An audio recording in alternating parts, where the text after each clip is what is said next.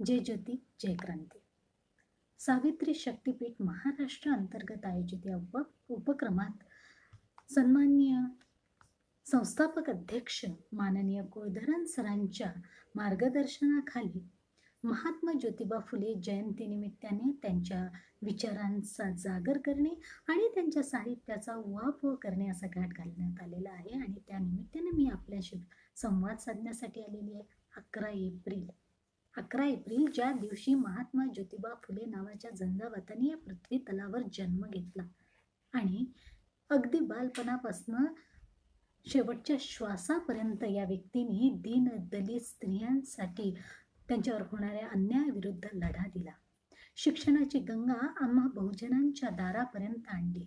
बालहत्या प्रतिबंध असो की केशवपन असो, विधवा विवाह असो की शेतकऱ्यांचे होणारे शोषण असो, कुठल्याही प्रत्येक प्रश्नाला त्यांनी वाचा फोडण्याचा प्रयत्न केला.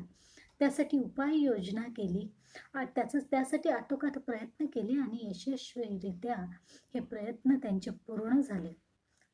हे सगळं करीत असतानाच त्यांच्या करकमलात विपुल अशी साहित्य संपदा निर्माण झाली आणि या साहित्य संपदेमधलंच एक साहित्य म्हणजे तृतीय रत्न हे नाटक. तसं बघितलं तर मराठी रंगभूमीचे जनक म्हणून विष्णुदास भावे यांचा उल्लेख केला जात असला तरीही पहिलं हस्तलिखित म्हणून महात्मा ज्योतिबा फुले लिखित तृतीय रत्न नाटक याचा उल्लेख केला जातो. आणि या अनुषंगाने विचार केल्यास महात्मा फुले हे पहिले नाटककार असं म्हणावं लागेल आणि असं सर्वश्रुत सुद्धा आहे. 1855 साली लिहिलेल्या या नाटकात केवळ 8 ते 10 पात्रे आहेत. या पात्रांचा सहज आणि मुक्त संचार बघताय यात लोकनाट्य किंवा बगनाट्याचं तंत्र वापरलं गेलंय असं आपल्याला दिसून येतं. याच्या अंतरंगाचा विचार केला गेलास महात्मा फुलेंच्या इतर साहित्य संपदेप्रमाणेच यातही समाजात समताधिष्ठित समाज प्रस्थापित करण्याचा विचार यात मांडला गेलेला आहे हे आपल्याला आवर्जून दिसून येतं.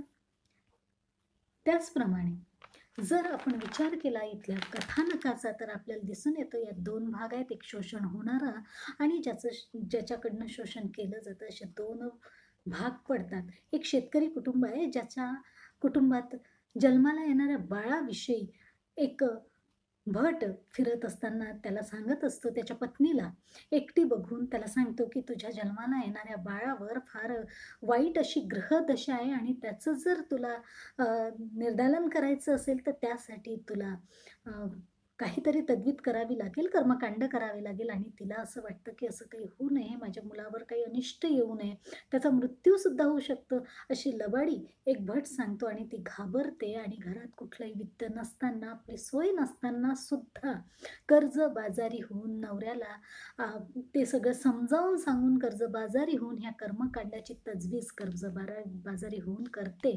आणि त्याचं शोषण करणारा भट आणि त्याचे आप्त असा एक दुसरा वर्ग असतो. हे सगळं होत असताना, ही सगळी घटना घडत असताना जेव्हा त्याचं कर्मकांड आटपतं आणि सगळे लोक जेवण करून जातात, भट वर्ग जेवण करून जातो आणि उरलेलं काहीतरी थोडंसं अन्न ह्या शेतकऱ्याला अंगणातल्या एका झाडाखाली खायला दिलं जातं त्याच्याच पैशात झालेल्या पूजेचं.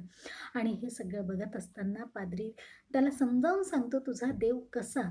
ते एका हनुमानाच्या मूर्तीचं आणि दगडाचं उदाहरण देऊन त्याला समजावून सांगतो की तुझं शोषण होतोय, तू नाडला जातोयस, फसवला जातोयस आणि म्हणून तू अक्षर ज्ञान घे, हे सगळं समजावून सांग. हे सांगणारं एक पाद्रीचं जे पात्र आहे ते फार महत्त्वाचं त्यात दाखवलं गेलं आहे. एक मुसलमानांचं पात्र या निमित्तानं दाखवलं गेलं आहे. आणि यातलं एक महत्त्वाचं पात्र म्हणजे विदूषक. हे पात्र प्रेक्षकाशी संवाद साधत प्रत्येक प्रसंगात होणारी लबाडी व फसवणूक याचा उहापोह करत असतो आणि हास्य निर्मिती करून प्रेक्षकांपर्यंत हा विचार पोहोचवत असतो. हा एक विदूषक त्यात दाखवलं गेलेलं आहे. असं हे नाटक सगळ्या साहित्य संपदेप्रमाणे, सगळ्या विचारांप्रमाणेच विद्येविना मती गेली, मतीविना नीती गेली, नीतीविना शूद्र गेले खचले. आणि एवढे सगळे अनर्थ जे केले ते एका विद्येने केले, तेव्हा तुला विद्या घेणं गरजेचं आहे हे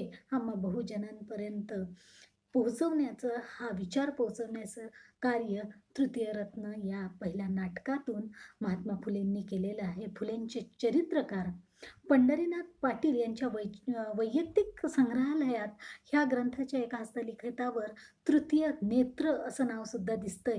यातनं तिसरा डोळा जे शिक्षणाला म्हटलं जातं, हा विचार किंवा हा संदर्भ आपल्याला यातनं जाणवतो आणि हाच तिसरं नेत्र आपल्याला देण्याचं काम महात्मा फुलेने केलेलं आहे. यांच्या विचाराचा आपण असा सतत जागर करण्याचं काम करूयात या संस्थेच्या निमित्तानं, अशा शुभेच्छा देते आणि आपली रजा घेते. मी मंजुषा कोतकर आपली रजा घेते. जय ज्योती, जय क्रांती.